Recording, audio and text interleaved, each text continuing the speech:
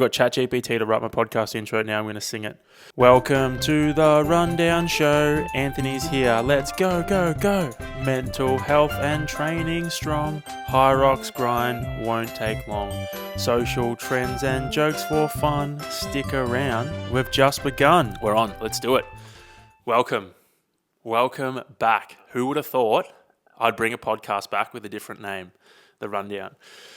The origin of the Rundown, my brother and I, whenever we see our psychologist, we always give each other a bit of a rundown when we get back, right? And we always say, give me the rundown, give me the rundown. So that's kind of where it came from. I figured it was a cool name for a podcast. And here we are, the Rundown. I used to actually do a podcast. I just changed the name of it. If you go back beyond this episode 1, you'll see there's a bunch of other episodes under the name of this podcast. I used to call it, or it was called, Towing the Line. I did 50-something episodes. I think I did 52 because I wanted to make it like a year's worth of podcasts, or basically like one every week. So I think I did 52 episodes of that. That stopped a few years ago. I stopped it because some stuff happened where I didn't really want to share any of my personal life online, which was, interesting. I will go into that at some point. Not now, because this is just the first podcast. We'll ease back into that stuff. I will tell you guys what happened, but not now. So I used to do a podcast back in the day. That was like 2 years ago, 3 years ago. I can't really remember exactly. I've stopped for a while. I'm hoping that I can just pick it back up and it be natural and me not, stumble too much. I am pretty good at talking. I do talk a lot.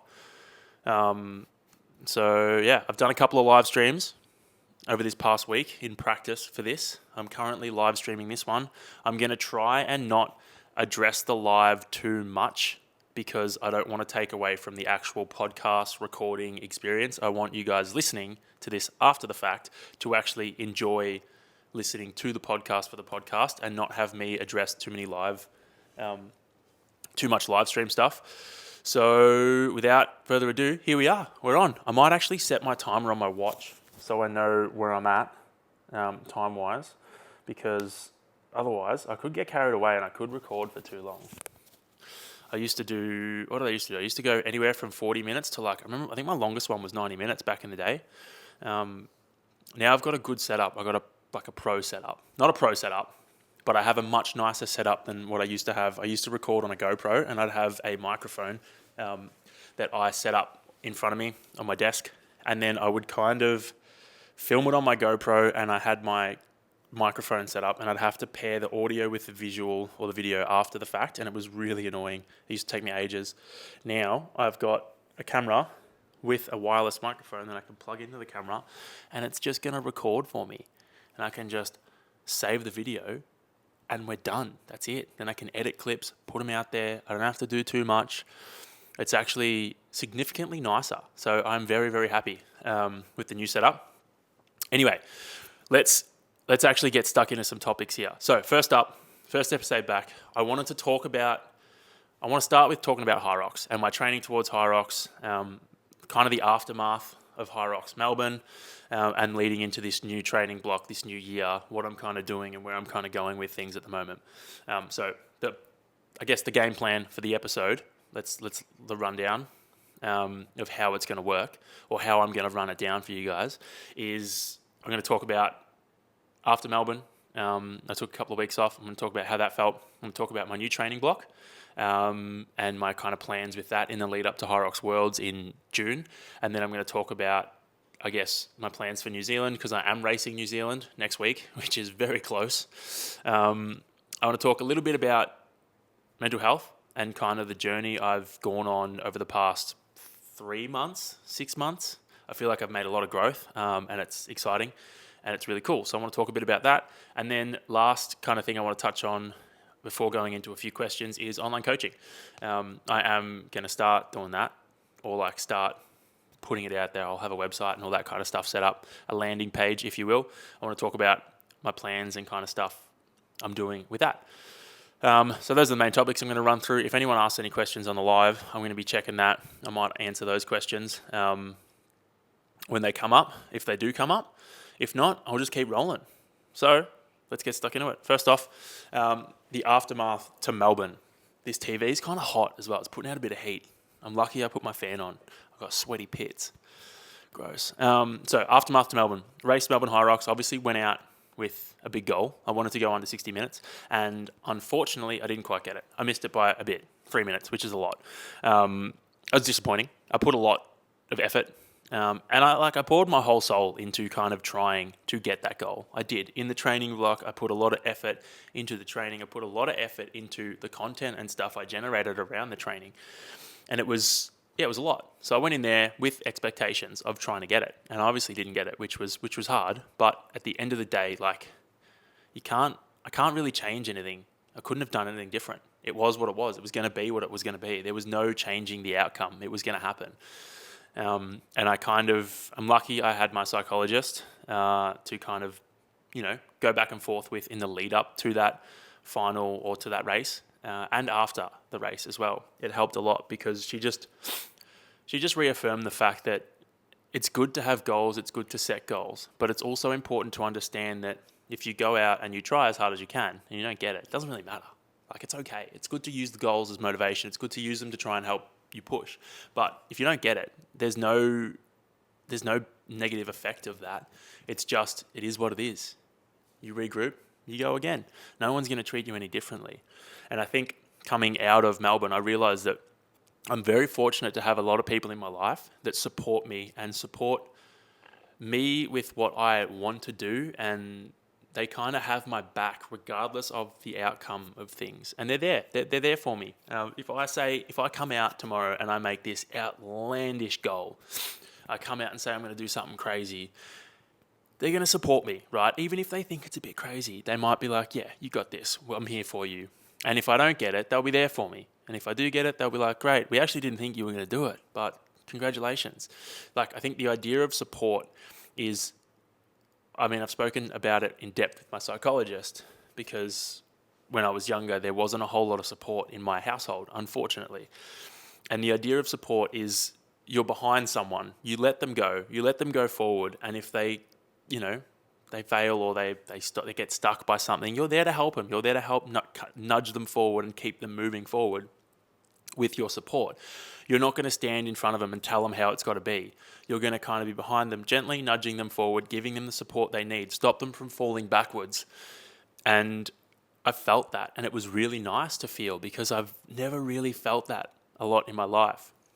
Whether it was because of my own hang-ups or because it wasn't there, either way, it was nice to feel around Melbourne, and I'm grateful. I'm grateful that I'm in a place now where I can actually feel that stuff. Moving on to the weeks after Melbourne, I kind of found it really hard. I really did. I found it tough because I was disappointed. I was disappointed that I didn't get my goal. And that, sucks, right? No one wants to be disappointed. But it was obviously important that I felt that disappointment, and I felt it. I wanted to feel that disappointment. I needed to be with it because if I didn't feel that disappointment and didn't acknowledge it and pushed it down, it wasn't going to clear and make room for me being proud of my efforts and me being proud of how I actually approached the race and the training block in the lead up to the race. If I had to just push that disappointment down, that means that disappointment just stays there. It doesn't go anywhere. It stays there and it blocks everything. So as soon as I kind of go within, it's disappointment. I don't get the proud feelings coming through. I don't get the happiness. I don't get all that other stuff. It just blocks it. So a couple of weeks after the race, I felt the disappointment. It was a bit shit. Didn't rate it, but you know what? Did what I had to do. And then with the training side of things in those 2 weeks, I said to myself before I got into the training that I was not going to do any running. I was going to take 2 weeks off from running. No runs, nothing. Because I was a bit sick of running hard. I'd done a lot of hard running in the lead up to Melbourne, and I just got a bit over it. So I said no running, and I was going to kind of go off program a bit and just do a few fun sessions here and there. And it was difficult because it was the Christmas, New Year's break as well. My training routine was a bit thrown. It was kind of spun on its head. And if you're someone who trains regularly, you know that when your training routine gets kind of spun on its head, it's a bit rough. Like it's hard. It's difficult. You wake up and you're like, you try and train first thing. If you don't get to train first thing and you train a bit later, but you're thrown out, you don't have the same drive, you don't have the same motivation. I found I was training to get the session out of the way for the day so that I could try and enjoy the rest of the day, which, I mean, is fine, but it's not training for the right reason. You're kind of training for the sake of training. You're not training to get anything out of it, which is kind of wrong. Or it's a bit shitty. I'm actually going to adjust the live stream camera because I feel like it's pointing downwards at my crotch and I don't rate it that much. There we go. That's a bit better. Awkward. Anyway, back to it. So I found I was kind of training for the wrong reasons after Christmas, and it was hard. And no running too meant that I had to get a bit more creative with my sessions because I couldn't just go for a run. I couldn't just go out and run, 5, 10Ks. I was like, no running. So I would have to get a bit creative, had to throw in a few erg sessions and do some stuff like that, which was so fine. I enjoy stuff like that. But long story short, that Christmas break, those 2 weeks that I had off were difficult mentally because I like training and I found falling out of rhythm was hard. And I started to feel crappy. I started to feel like I was, getting slow. I was getting sluggish. I wasn't as strong. I just felt rough. So someone just said ignored. Wonder what he's referring to. Hood or chop gang. Don't know what that means, man. You're gonna have to clarify. Soz brother. Hood or chop. What is that? I don't even know what that means. Anyway. Back onto the training. So those 2 weeks were hard, but then I also didn't really want to think about Hyrox as well. I wanted to try and put Hyrox on the back burner for a bit and just train for the sake of training because I poured a lot of my energy into the block leading up into Melbourne. And I think if I had like the skin, your advice on the snip next week. What? Give advice. I get the snip next week. Oh, dude, this is the most wild question that I'm going to get on this podcast. Keep it, dude. Keep it. Don't snip. Don't do that. I'm a bit rattled by that. Sorry, man. He's getting the snip next week, apparently, and he wants to know if he should go hood or not. Rough, dude. Rough. Keep it. Don't get rid of that shit. And if you do keep it, do you regret it? I don't know, man. I have no advice. I have no experience in this. But if you do get it snipped off, keep it in a jar just in case. Anyway, back to Hyrox stuff. So I found that I took those 2 weeks to try and not think about Hyrox because I was a bit, not sick of it, but I was sick of trying to really focus on something. And I didn't want to have that. I didn't want to have that sitting on my shoulder. So I just got rid of that and just tried to train and enjoy it. And then that kind of led to the clarity of how I was going to approach my next training block because that was obviously there. I needed to have some form of plan into, how I was going to approach training for the next year because I've obviously going to Worlds in June in Chicago and I needed to have some clarity around how I was going to approach that. So those 2 weeks really did help with that. It was hard, but it gave me clarity onto how I was going to approach this next training block. So I was excited to start that. And it's hard, it's real hard because when you come into a new training block and you change the stimulus a little bit, it gets, your body gets a bit shocked and it's always sore. So the first few weeks were pretty brutal. I was a bit sore. I'm still sore now, actually, and I'm in week 4, but that's because of progression. Health benefits. What does he mean by health benefits of... Sorry, dude, I can't answer these questions. I'm trying to talk about Hyrox. This stuff doesn't have to do with Hyrox. You might have to ask a professional in that department, which I am not. Anyway, sorry for the distractions, guys. Back to Hyrox. So how I'm approaching this new training block. So I looked at it and I really put in a lot of effort and trained really hard in the lead up to Melbourne. And it was good. I got fit, I got strong, but I found I felt I lost a bit of base. I was, good at showing up and putting in hard work, but I kind of never really did any easy, slower sessions. And I kind of zoomed out a bit and I looked at having 6 months, right? I had 6 months or have 6 months until I'm racing world champs in June. That's a long time that's long enough to do a proper base build and then kind of sharpen those tools, sharpen those skills, and race hard. So I took that, and at the moment I'm doing a big base build. So I'm doing a lot of time, lots of easier stuff. I'm doing a bit of hard stuff still here and there. I'm still doing Hyrox movements. I'm still, touching things, but a lot of my work is easy and sustained. So an example is I'm doing a lot of riding. Riding, my heart rate doesn't even crack zone 2 much. It stays in zone 1 a lot, but the rides are anywhere from 90 minutes to 3 hours. And then I'll try and run sometimes off the bike. So I'm doing lots of easy stuff. And the idea is now I'm building a base, and I'm building a base of strength as well. So I'm kind of building my aerobic base, and I'm building my strength base, and kind of getting strong and getting fit. Then the next phase is going to be, I think I'm going to try and use that base of strength and use that aerobic base. I'm going to try and bring running back in more. Like now I'm still running, but I'm only running like 40 Ks a week. In that middle phase, so picture it as like a pyramid, right? I'm at the bottom of the pyramid now. I'm going to work into the middle phase. That's kind of where I'm going to bring a bit more running into it, and I'm going to try and really work on my running. I'll have the strength, I'll have the base, I'll start bringing the running into it.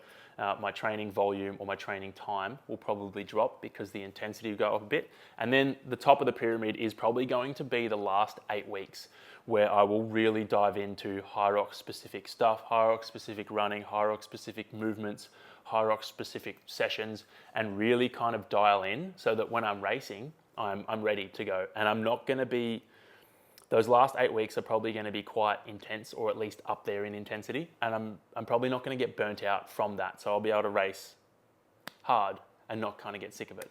Or at least that's the plan. We don't know how this is going to pan out. But that's my plan at the moment. There's obviously going to be some adapting I'm going to do on the fly. I'm going to change sessions here and there depending on how the body's feeling. Like at the moment, I'm in week 4.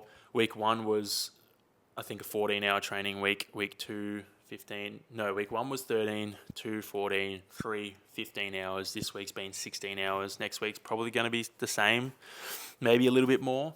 And I'm just going to try and hang around that range for 6 to 8 weeks. Before kind of dropping it down, increasing the intensity, and shaking things up a bit. At the moment, my strength training is a lot of tempo work, and I feel so fucking strong. It's insane. I'm loving how that's working. I just feel, my body almost feels bulletproof while I'm doing these sessions. Like I'm lifting heavy weights, but I'm controlling those weights. They're not controlling me, which is a really nice feeling. In terms of the next step the strength will take, I think I will drop the tempo, or at least drop the majority of tempo, and start to bring the reps up, and try and get real comfy in that 70 to 85% range of weight. I don't need to move heavier than that at the moment, and I probably won't. I'm just going to try and get volume in at that range, because I don't see much value in going beyond that, because that's just going to cause too much damage, and then I'm going to struggle to recover from that. So I guess if you were to boil it down, the idea of my training phase at the moment is to get as much volume in without causing too much damage. If you drop the intensity, you're able to recover from stuff better, which means you can do more essentially. When you bring that intensity up and stuff is harder, it's harder to recover, which means you can't do as much because you can't recover from it. So yeah, it's fun. I'm enjoying it. My body feels hungry. My body wants so much. My body just wants fitness. It just wants it. It craves it. And I found that from when I was doing my Ironman a few years ago, that my body responds to volume. It really likes it. So I think if I can put a lot of time into this volume phase, when I do start to refine things, it's going to feel nice. And I'm excited. I'm really excited to kind of do that. So I believe in this approach. I am racing New Zealand next week. And or this week, pending when I put this podcast out there. If you're watching the live stream, I'm racing New Zealand this next week. And then I'm going to race Brisbane as well. But neither of those races are going to be peaked for. They're just not. And that's new for me. It's going to be a real new feeling. I've never kind of gone into a race without preparing for it properly. It's going to be different. especially next week, I'm so not prepared. I've done very little compromised or very little Hyrox specific compromised running. I've done a few runs off the bike, which is compromised running, but it's not Hyrox specific. Am I racing in NZ or Australia? Yes, I am. I'm racing New Zealand next week, and then I'm racing Brisbane in Australia the 1st, 2nd of March. So yeah, I haven't really done any Hyrox specific stuff. Don't get me wrong, I'm still lunging, I'm still wall balling, I'm still doing the main movements, more from a skill perspective, at least once a week, because I think it's important to keep in touch with it. And they do line up with the training that I'm doing. I'm not straying too far from kind of my training goals to kind of get those movements in. I'm doing a lot of like steady effort. With the lunges and the wall balls, I'm doing high volume stuff. With the burpees and sleds and stuff, it's more steady. So I'm still doing Hyrox movements, but I haven't dialed in to any Hyrox specific training, which is new. I'm going to roll into the race. I have no idea what I'm going to run. Like, I don't think I do any 1K efforts. I don't know what to pace stuff at. But my kind of plan is to go out a little slower in New Zealand, go out a little slower than I typically would, because the first part of the race is my strongest part.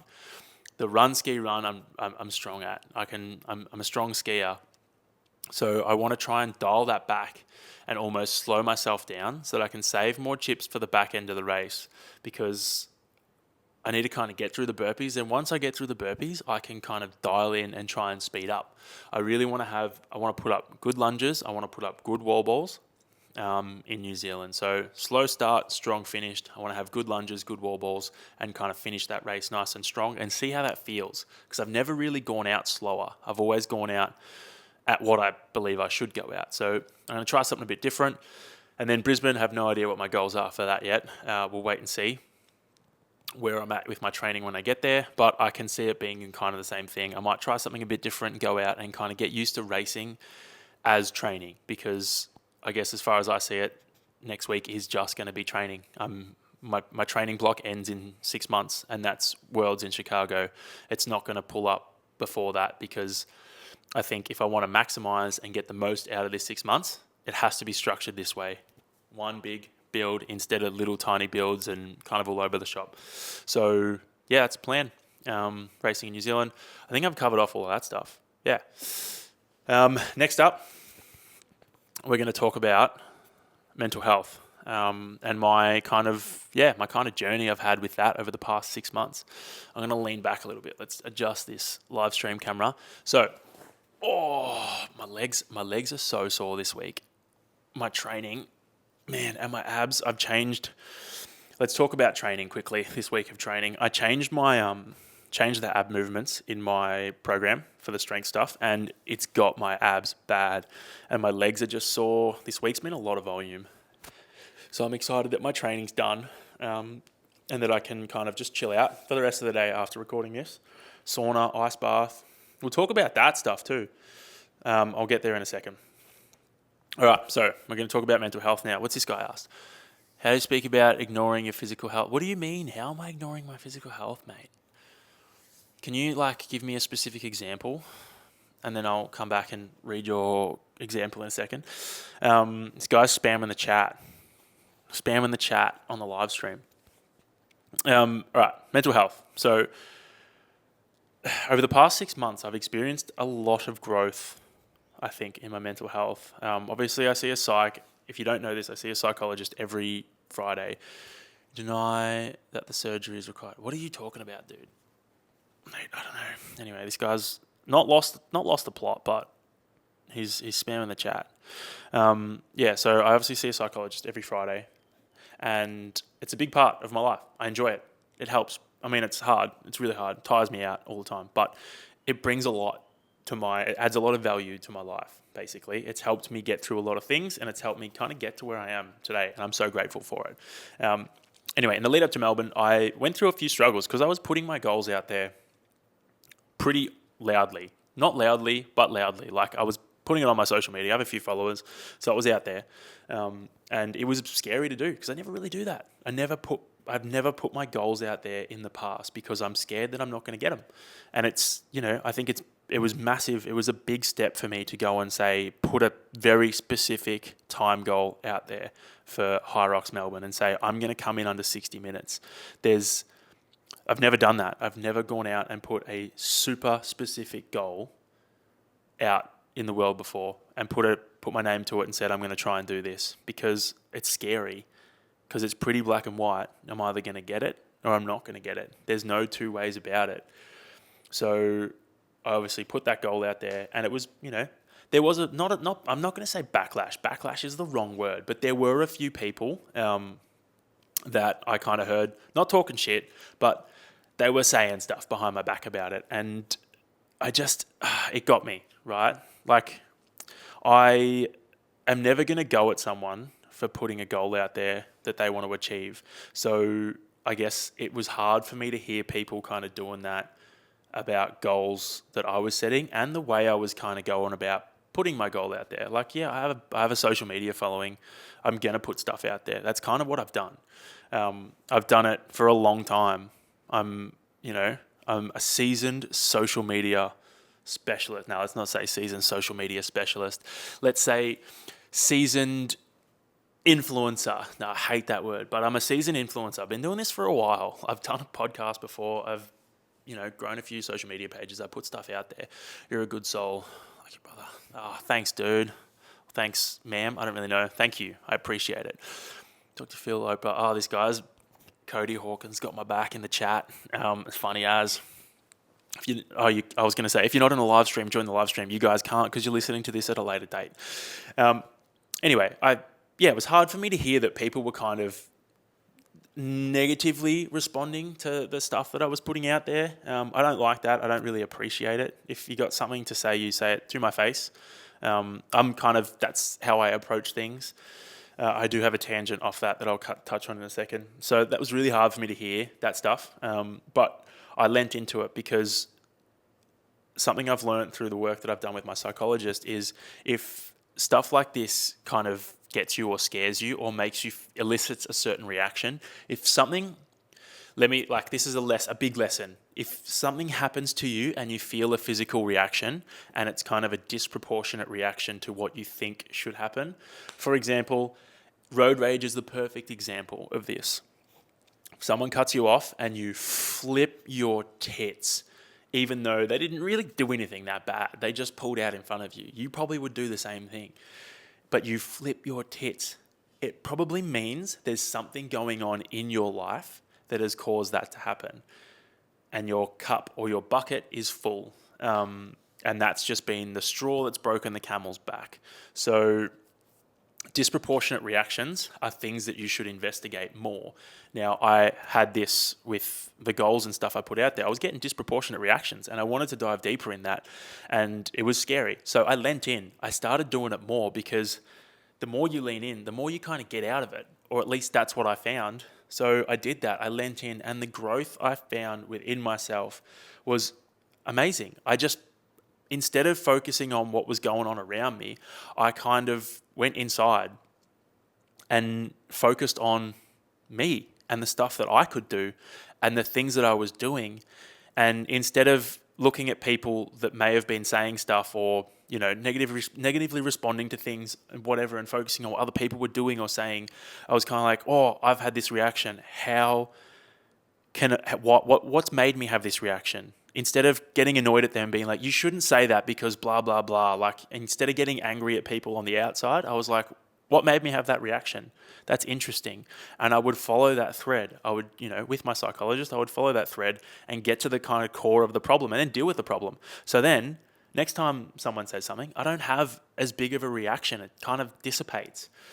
And it was like a superpower was unlocked because it just meant that there was not a lot of stuff or less stuff that could rattle me and have an effect on me, which means if I'm spending less time getting rattled by things and having to deal with that stuff, then I spend more time, I can spend more time and energy training. I can spend more time doing the things that I enjoy. And that's kind of what happened in the lead up to Melbourne. It was 6 months of 6 months is a stretch. Maybe it was 4 months, but it was very intense growth. And it led me to kind of where I am now. And I love it. It's so good. It's just, it's really kind of opened my eyes to what I want to do and what I enjoy doing and how I kind of want to be as a person. Another big thing that another big realization I came to is that I stopped talking shit about people. I was really bad. Like, I would talk a lot of shit about people behind their backs, and I would engage in it. And I got to the point, or I had a realization where I don't like that. That's really shitty. Like, I don't like when that happens to me. So why do it about other people? And I just started to feel really crappy inside whenever that happened. Whenever I was involved in conversations that were about people that weren't there, I was kind of like, oh, I feel gross. I don't rate this at all. So I stopped. I stopped myself doing it. I stopped engaging in those conversations. If they came up, I would find myself leaving or not engaging and not buying into it because I didn't want to be a part of that. It made me feel gross. And I think that's a big step for me because I see the only reason people engage in that kind of stuff is from a place of insecurity when, like, it's not nice. It's just not nice. It's not nice to talk negatively about people behind their backs. Don't get me wrong. I will roast every one of you to your face, but that gives you the opportunity to roast me back. I'm not going to do it behind your back. I will look at you and I'll say some shit and roast you face to face. But then you can roast me back. It's fine. Like, that's just part of the exchange. So that's another big thing, another big step or another big bit of growth that I've experienced is I've cut it out. I don't want to be a part of it anymore because one, it makes me feel gross, and two, it's just not a nice thing to do. And like they always say, I don't even know what I'm trying to say. I've lost my mind. If you don't want it to happen to you, don't do it to others, basically. Whatever the smart way of wording that is. So yeah, long story short is the growth I've experienced in terms of my mental health and all that kind of stuff and just knowledge of me inside has been insane over the past 3-6 months. I mean, I've been seeing my psych for like over 3 years. So the growth I've experienced in that time frame is astounding. But particularly over the past few months, it's just blown up. I think because I'm leaning into things that make me feel a little bit uncomfortable, and I'm kind of pushing towards that because I know it's the quickest way out of this. Like, the end goal is to walk around and not get triggered by anything. That'd be the best, right? Imagine people talking shit and you just don't get triggered by it, or you do get triggered by it and you're able to go back and kind of deal with it properly. That's it. It's over. There's no like long-lasting effects of it. Like, my genuine belief is that all the things that happen and trigger you that you don't deal with and you push down, they just manifest in like sickness. Like, terminal illness, I think, comes from the stresses of pushing down stuff you don't deal with. So I'm not saying anyone has to go and see a psychologist. Like, I mean, it's beneficial, don't get me wrong. It's definitely beneficial and it definitely helps. But I think the important thing is acknowledging, don't push stuff down. Don't push it down. Deal with it. Because if you don't deal with it, it's going to sit there and it's going to poison you. It'll just add up. Stuff will just keep adding to it. And then one day you'll end up with something, you'll end up sick. And that sickness may or may not lead to your death. And that sucks. If it doesn't lead to your death, it's probably going to lead to, life being really hard, or you not enjoying yourself. You're not enjoying life. You're just kind of being miserable. And I don't want that. I don't want to be miserable. I want to enjoy my life. And I want to enjoy my life doing the things that I want to do. Like, another big thing that's kind of probably taken place, this has probably been over a 12-month span, is I've really lent into doing things for the right reason. It first started with work. I found I was putting a lot of time into work at the gym. I was doing extra things, and I found I was sometimes getting annoyed because I was doing these extra things that were taking me time, and then I wouldn't get recognition necessarily for them. This was early days, and I found I wasn't getting the recognition I thought I deserved for them, which was interesting. I think I spoke to my psychologist, Orna, about it, and I kind of made the decision that I was never going to do anything unless I did it without expectation of getting anything in return, if that makes sense. So I was kind of doing it because I wanted to do it, not because I wanted something in return. And ever since I made that decision in work, in life, everything has been insanely easier. I just don't have that emotional burden of anything anymore, because when I do things, I do it because I want to. And it means the people in my life, if I do something with them or do something for them, it's because I genuinely want to do it. There's no, oh, he's doing this because he feels like he has to. It's like, no, if I'm doing this, it's because I genuinely want to. If I'm, catching up or talking or training, it's because I genuinely want to. And if I don't, then it's not because I don't want to, it's because I either don't have time or I can't or whatever. But if I do something with you or have the time to spend with you, it's because I want to be there, and I'm never going to hold that against you. And I think my fear of that, or the reason I used to do it the other way, was because that's kind of what I experienced when I was younger. Like, my dad was the master at it. He would, ask you to do something and you would say no, or he would do something for you, right? He would do something for you. He'd be like, he would ask me, he'd be like, do you want me to do this for you? Do you want me to do this? Do you want me to, I'll get this. Like, a prime example is, I got a car for my 18th birthday, which is, I know, so grateful, very lucky, very, very lucky. But he'd be like, I'll get you this car, I'll trick it up, I'll do all this stuff. And like, mate, went over the top, best, like the nicest car ever. I was so lucky. But it was all off his kind of back. He was the one who was the driving factor behind putting all those extras on it, getting the best car, all of this stuff. And then, every time I wouldn't do something for him, he would threaten to take the car off me. He'd threaten to pull the car back and take the keys so I couldn't drive it. And it was like, well, why did you give me the car? Like, why did you go over the top giving me this giant present and drumming it up and making it the best thing ever if you were just going to try and take it off me every time, I didn't do something you wanted me to do? So I think I got a bit distracted there, but you kind of, if you've been following along, you'll get the message there is like, don't do things for the wrong reason. Don't hold things over other people. If you don't want to do something, don't do it. If you don't want to go out and hang out with people, don't do it. But if you are going to go, don't hold it against people for you going, except that if you're going to go because you don't want to get in trouble or you don't want to annoy people for not going, acknowledge that. Be like, all right, I'm going to go to this social event because I just don't want to deal with people, talking about me not going. Accept it, go, and be the best person you can be while you're there. Don't get annoyed at going, because if you go there and you're frustrated and you're in a shitty mood, there's no point even going. You may as well stay home.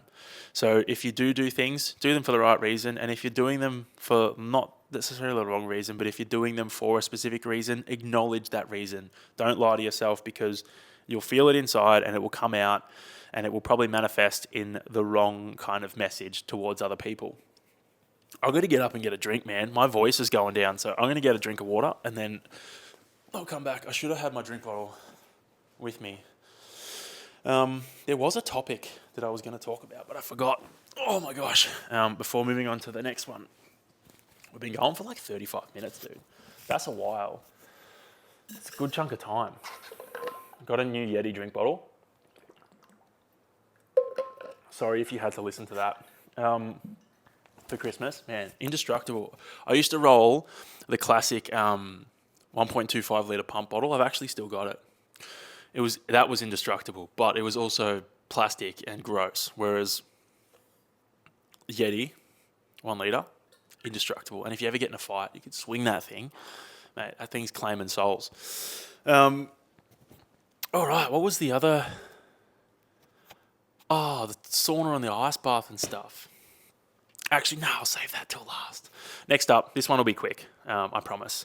The next topic I have is the online coaching and programming stuff. Now, this is something that I had on my goal list for the year. Along with, I've got another topic too. Hang on, I'm going to write these down because I'll forget. Sorry, I'm just typing that down. Yeah, I forgot. That was the one I remembered before, but then I forgot it. Anyway, back in. So, the online coaching, programming stuff, I have landed on a name. It's called Build Performance Coaching. I spoke to a few people about it. Actually, a lot of people on Instagram helped me with this one too. I had such good feedback. I was very grateful for everyone who gave me their feedback. It helped a lot for me to land on that kind of name. One of the key bits of advice that kind of led me to go with that was the style of training that I do and the kind of training I do is build. Like I'm an endurance athlete. I do a lot. I do high volume stuff. I kind of build fitness, build a big base of fitness. And I think that was, and it just looked cool, to be honest. The logo just looked sick. BLD, love BLD. So went with Build Performance Coaching. In terms of what I'm going to do with it, I am working on things in the background. I hopefully will have it out, or at least a website, a landing page for it out in the next month. I just need to figure out a few things. I've got to chat to a few people in terms of price points. I know what I'm going to offer. Here's something that is a good little story. So through planning and thinking about my online coaching stuff, I landed on not really wanting to put myself in the barrel with everyone else doing one-on-one coaching. Don't get me wrong, I will offer one-on-one coaching, but it's going to be like very, very unique or limited because everyone's doing one-on-one coaching, and I thought about how I would approach it and how I would do it. And I think it would be hard for me to actually commit equally to the people that I was coaching. If I was, just say I take on 10 people and 3 of them are really buying in and the other 7 are like 50-50. It's going to be so hard for me to give those people that are in 50-50 equal attention as those 3 that are buying in 110%. And I don't want that to happen because that's not fair. That's not kind of the brand or the message I want to be. I don't want to just take people's money for the sake of taking their money. If I am going to coach someone one-on-one, you are going to get an experience. You are going to get coached one-on-one. I'm going to get the best out of you because that's the job of a coach. I'm going to look at your training. I'm going to look at how you act, and it is going to be specific to you and what you want.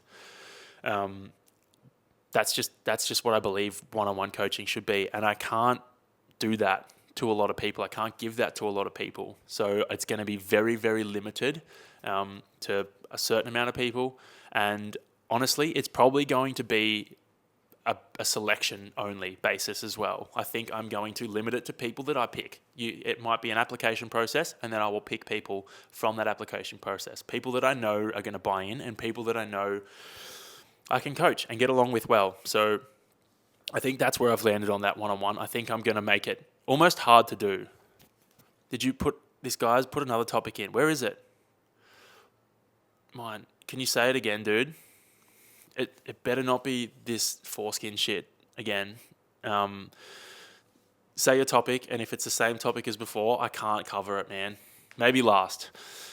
Anyway, yeah. So that's the kind of coaching I want to do. I don't. If it is one-on-one, it's going to be very limited. So that's not going to be where I focus. That is going to be something that is on offer, and I will do it, but it's not going to be the area I focus on. I am going to focus on a different area of online coaching or programming, but I'm not going to say what it is yet. I'm working. It's in the background. I do know what it's going to be. Just got to work on price points, and then I will launch that in the next month or so. So yeah, it was really cool when I had that realization that I don't kind of want to, everyone's doing one-on-one coaching. I don't really want to do the same thing as everyone else. I think I want to offer something. I want to offer that, but at a really high level. And then the other stuff I'll offer is going to be, I think, semi-unique really to the online coaching experience. So I'm excited, and I'll be very happy when I get to drop that. Let's see what this guy's topic. I don't really have a topic. I'm just asking why you ignore medical advice. What do you mean, dude? I don't ignore medical advice. He's asking the same thing. He's spamming the chat. Do you just spam all the chats? Are you spamming a bunch of lives with the same question, hoping someone answers it eventually? Maybe you should use Google. Ask ChatGPT. They'll give you a good answer. Anyway, there was a baby kangaroo just hopping around. So if you follow my brother on TikTok, you will have probably seen his TikTok video this morning where Axel almost got a kangaroo, a little Joey. They went down to the dam and the dogs were there, and Axel he sees kangaroos and he chases them sometimes, but he doesn't really know what to do when he catches up to it. Anyway, this little Joey wasn't in its mum's pouch, and it was like, it's big enough to kind of hop around itself. Anyway, it hopped and it stumbled, and he saw that it stumbled, and he was on its tail. Thankfully, he didn't get it. But if you go to my brother's TikTok, Dana, dipolar or centered skin, you'll see it. It's fine because it doesn't get it. So you'll know that, and you'll know that it's not going to end badly. But it's close and scary. So we're worried that he's going to get excited by chasing kangaroos and start to do it more often. So hopefully he doesn't, because he'll probably get punched in the head. Anyway, moving on to the next topic, the one that I wrote down. I did remember to write it down, and now we get to touch on it, is going live. Now, I've done it. This is my third live stream this week. I tried to go live in the sauna, and my phone overheated after like 15 minutes, which I should have seen coming. But, you know, you win some, you lose some. So I'll try and figure out how to do that again. But I went live while cooking dinner. I'm going live while recording my podcast. I'd like to go live again tomorrow at some point and do something. I really want to try and go live more often, because I think another big goal of mine this year is to try and push social media. I think I'm not saying I'm good at it, but I've been doing it long enough now that I kind of have an understanding of how to do things. I know what I like to do. I like to try different things here and there. And one of the different things I want to try this year is I want to try going live more often. It's good practice. It's good practice to talk to people, or just talk and fill space. If you don't have a bunch of viewers, it's good to just talk and practice talking, particularly for someone who, like me, wants to get into podcasting. I want to start doing YouTube videos. I think YouTube lives would be fun. I would like to go and do something, or pick something to do and live stream it, because I think that's entertaining. And I think it's the way, I think it's the way of the future. And it's genuinely a way that you can actually make money and generate an income. And I think if I could start doing stuff like that, where I generate content that generates me some form of an income, it means I can lean in harder to doing this stuff, because I genuinely enjoy it. It's fun. It's so fun. It's so fun going around making videos, doing things. Like I'm doing a daily vlog series at the moment, where I put a vlog out every day on TikTok and Instagram. Just film little clips, do a voiceover at the end of the day, and I'm having so much fun doing it. It's so good. So I think this year social media is going to be massive for me. I'm genuinely excited to see where I kind of end up at the end of the year. Last year I did try a little bit more in my social media. I put a lot of fitness content out. I put a bit more like personal life stuff out. This year I'm going to try even harder and put a little bit more effort into it and see where that lands me, because it's fun. It's so fun, dude. Social media is hilarious. I think there are so many funny people out there too. Like, I look at one of the videos I've put up that's gone viral on Instagram is playing Snake on Spotify. I screen recorded myself playing Snake with a playlist on Spotify, and it's funny. It's not funny. It's a fun little video. It's quick, whatever, blah, blah, blah. But the comments are hilarious.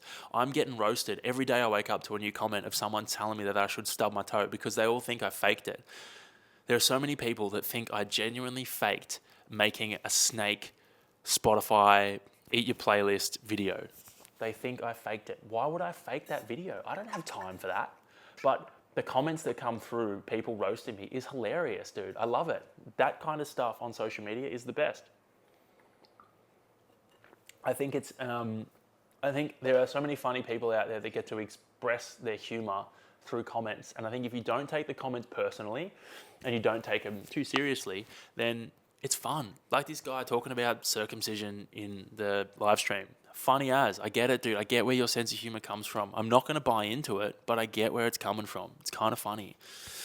Jumping in to throw off a podcast. It's working. He's thrown me off. He's distracted me multiple times. It's great. So I think social media is something that I want to dive into this year, and I'm excited to do it because it's fun. YouTube is next. Well, I mean, I'll upload the podcast on YouTube, but I want to make YouTube videos. And I think live streams are a good way to practice this stuff. Just getting in front of a camera and talking. Oh, mate, it's not a joke. It's serious. Yeah, see, that's exactly something someone who was joking would say. You let yourself loose, mate. Yeah, so I think it's something I want to get into. So watch this space. I'm excited. I'm excited for things to come. I do have some things planned, and I'm pumped. All right. I'm going to launch into a few questions, one of which is about the sauna and the ice bath, so I'll talk about that now. The sauna is great and the ice bath's fantastic. I get so much use out of it. Me and Dana, my brother, get so much use out of the sauna and the ice bath. I'm going to go have one after this as a bit of a celebration for recording the first podcast back. So yeah, so good. Nearly every day. If not, let's say guaranteed 5 times a week, I'm sauna and ice bathing. With the ice bath though, you've got to be careful that you try not to ice bath too close to doing weight training, because you can... I don't think it impacts strength gains as much, but it can impact muscle gain, because... Oh, it could impact strength gain actually, because if you think about the way you kind of build muscle is by training, you break your muscle down. For it to repair, it needs blood flow to kind of repair muscle damage. In the ice bath, what the ice bath kind of does essentially is removes all that blood, removes the inflammation, which is blood. So your muscles aren't going to recover or repair as well as they would have if you had left that inflammation there. So you could train sauna, that's good. But if you ice bath, you're going to reduce the inflammation and you might affect your body's ability to kind of repair that muscle damage from that session. But I try and do it after runs. I try and sauna as a little extra onto my run. So if I jump in the sauna after doing a run, my heart rate will stay elevated for another 20 minutes. So I look at it as like an extra 20 minutes of stress on my heart and my body without actually having to impact my muscles and my ligaments for doing anything. So I'll throw a 20-minute sauna in off the end of my ride or run, get a little extra fitness, and then I'll jump in the ice bath for 2 minutes, bring my core temperatures back down, reduce inflammation in my muscles and stuff, and then usually just relaxes me heaps for the next day or for that night. So I like it a lot. And then, this one's a good one. How could you, if you could win at any Hyrox movement, what would it be? Depends. Does it mean if I win at that movement, do I get to keep my ability at the other movements? Because right now, I'm pretty strong at most of the stuff. If I could win at burpees, that would be great because it means I would have a pretty strong start. I would have a strong ski, a strong sled push, a strong sled pull, strong burpees, recover on the row, and then a strong finish. So I would say burpees. But if it means that being stronger on the burpees changes how I hit the first part of the race and I become weaker at the ski or weaker at the sleds, maybe not, because I'd rather just train and get better at the burpees. So I'm going to say burpees. I'm locking in burpees or running. If you can't say running, then burpees. And then why do I buy stuff from China? Now, this one's fun, right? This kind of ties into the YouTube stuff. If I could generate videos on YouTube that made money, I would buy more stuff from China to make more videos. It's fun. Like doing research on Alibaba. Maybe this can be one of my topics on my podcast for a coming... one of the coming episodes. But doing research on Alibaba, finding a product and buying it and getting to test it out is fun. It's fun. My battery's about to die on my camera. It's really fun. And I guess it's a bit of a risk, but if you do your research properly, you find products that are really good and cheaper. And there's always the idea of potentially selling those products to people. Like I'm what I've got at the moment, right? You guys, if you've made it all the way to the end of this, you deserve to know. But I've bought a pizza maker, a gas pizza oven, a coffee machine, and I've got a bunch of gym equipment coming at the moment. So the pizza maker's here, the coffee machine's here. They both work fantastic. I've got a bunch of gym equipment coming in the next week, all from China. I bought it direct from China, from a supplier over there, did my due diligence, spoke to them, sorted it out, whatever. It's coming over.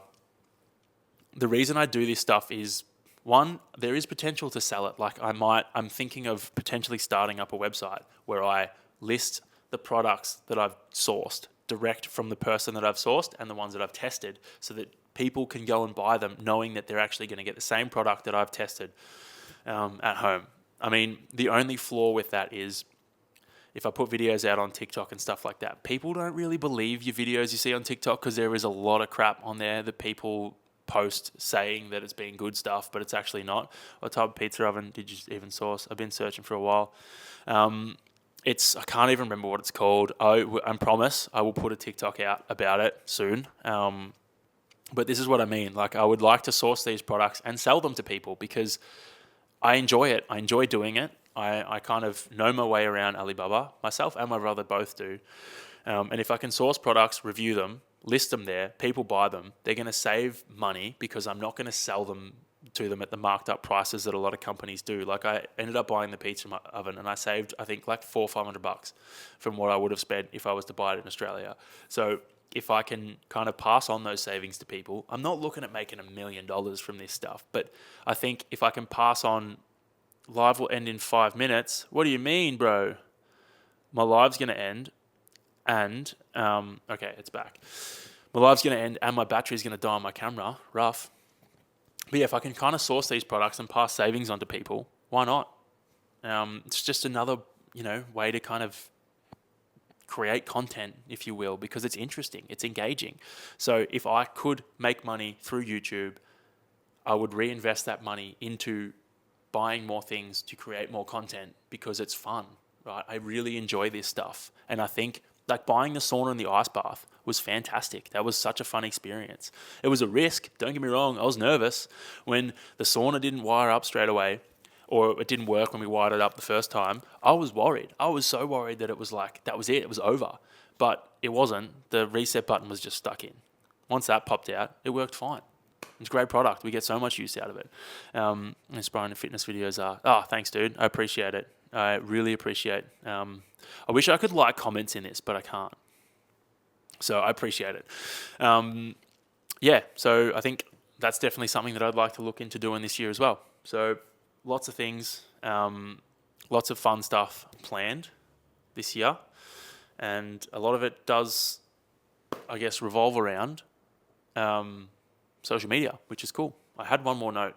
Did I touch on that? Why do I buy stuff from China? I already touched on that. Great.